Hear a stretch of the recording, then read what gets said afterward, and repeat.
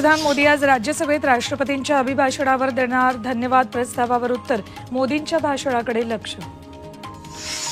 भारत जोडो न्याय यात्रेदरम्यान राहुल गांधी ओडिशात दाखल. सुरकेला सुंदरगडमधील वेद व्यास मंदिराला राहुल गांधींची भेट. उत्तराखंडचे काँग्रेस नेते आणि माजी मंत्री हरकसिंग रावत यांच्या डेहराडूनमधील घरावर ईडीची धाड. जंगल जमीन संबंधित 3 राज्यातील 15 ठिकाणांवर ईडीकडून तपास सुरू. केजरीवालांविरोधात ईडीच्या याचिकेवर आज सुनावणी. राऊज अव्हेन्यू कोर्टात होणार सुनावणी. कालच्या छापेमारीवर केजरीवालांची संतप्त प्रतिक्रिया.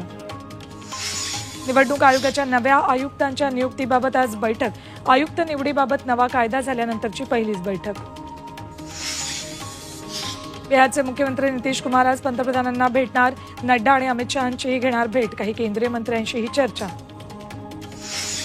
नितीश कुमार लोकसभा निवडणुकीबाबत मोदी शहा नड्डांशी करणार चर्चा.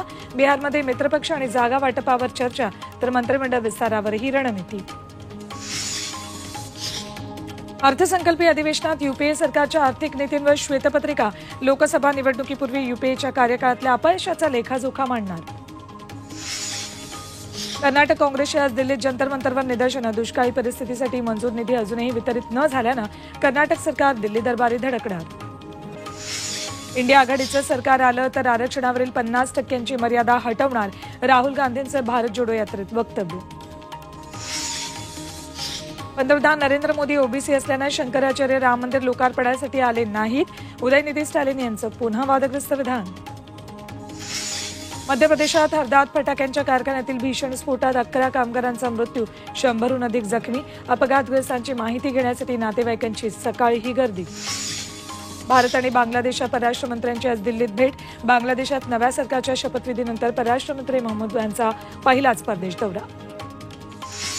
पेपर लीक प्रकरणात लोकसभेत बिल पास. परीक्षांच्या अनियमिततेविरोधात शिक्षा आणि दंडाची तरतूद. खाद्यपदार्थांचं सर्टिफिकेट देण्याचा अधिकार FSSAIला. खाद्यपदार्थांचं मानांकन आणि दर्जा कायम राखण्यासाठी केंद्र सरकारचा निर्णय. दिल्लीत शीतलहरींचा प्रकोप. थंडीच्या कडाक्यानं जनजीवनावर परिणाम. ठिकठिकाणी शेकोट्यांचा आधार आणि चहाचा आस्वाद. निवासी डॉक्टर संपाच्या निर्णयावर ठाम.